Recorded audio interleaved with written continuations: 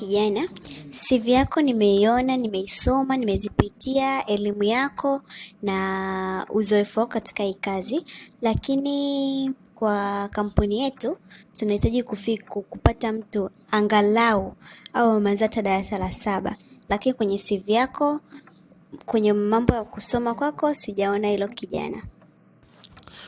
Hata kufagia kunahitaji uzoefu. Alafu kichukulia kusoma, mbona mimi nimesoma, nina degree 6, lakini vyeti nimeviacha Dubai kwenye kampeni zangu. Lakini sasa sio mbaya, wanipa hii kazi ili nikafanya maana ni mazoezi.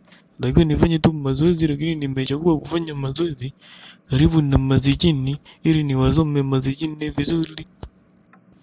Kama unavyosema kijana, umesoma ndio, lakini mbona hujaambatanisha katika viambatanisho vyako vya kuomba kazi? Hapo utakuwa umeshakosa sifa na kampuni yetu haitaweza kukupa nafasi wewe. Kwa hiyo kazi umeikosa. Nishakwambia mwanzo, vyeti nimeviacha Dubai wakati wa kampeni zangu. Kwa hiyo unaweza kunipa tu kazi ili niweze kufanya mazoezi. Alafu hii kazi sio kama nataka sana kwa sababu nina shida, hapana. Ni kwa sababu tu niko huku nimekosa kitu cha kufanya, nikaona sasa nijitolee kwa masijini. Hapo kwa hiyo sio kama sina fedha ninazo, nina fedha zimejaa huko, ni makampuni mengi, nina fedha za kutosha. Kijana unanichekesha sana. Sasa kama una pesa unaziita mwenyewe fedha, hasa umekuja nini kufanya nini kwenye kampuni yangu Haya, nenda kwenye hizo kampuni zako ambazo una pesa ukakae huko. Mambo ya kujifanya umekuja kufanya kazi ili yaani unataka kufanya kazi za nini kama una fedha? Yaani sema tu nishawazoea haya mnapenda kujisifia sana na hamna kitu. Ndio tatizo la kampuni za kimazijini. Unajua mimi nimekuja hapa nataka niweke hisani kwenye kampuni yangu, niwe kampuni iwe kubwa. Halafu wewe unaleta kiburi, tuliza kiburi mazijini.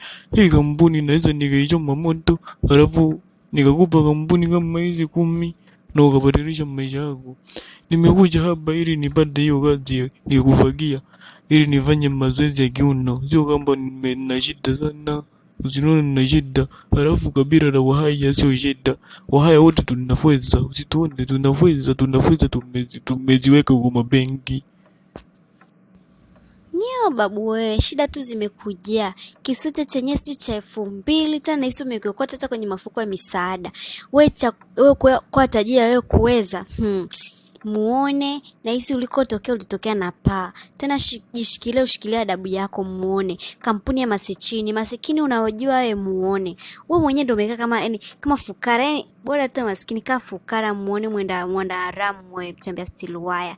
Hebu kajifunze kuongea ndio uje hapa kwanza. Sio bure unanuka yenyewe unanuka shida mpaka najisikia kichefuchefu na sikutapika. Sikiliza binti, sikiliza tena kwa makini. Mimi kwanza nikutambulisha kwa jina langu, naitwa Billionaire Rutombo Mutashika. Mimi ndo billionaire namba 1 Tanzania na namba 2 duniani. Kwa hiyo kuwa na heshima. Kuja hapa kwako, ningetakiwa sasa hivi nifurahie, maana ungekuwa unapandisha kampuni yako zamani. Lakini wewe ndo kwanza unaniponda. Sawa, wewe bwabwaja, ropoka. Ukimaliza kuropoka, utaondoka. Nikikujibu uniite mbwa. Hebu kuwa na heshima. Naweza nikafutilia mbali kampuni yako na wewe mwenyewe nikakufutilia mbali na uko wako wote nikawapa bilioni 100 za dola na wasikutafute. Kwa hiyo kuwa na heshima na mimi. Nani umfutilie mbali? Mhayo usiokuwa na hayo usiojua vibaya wewe. Hili wewe tatizo la mbasijini wote duniani. Ulisema unijibu, haya ukanijibu. Sawa mbwa. Mimi sijui vibaya, mimi najua vibaya.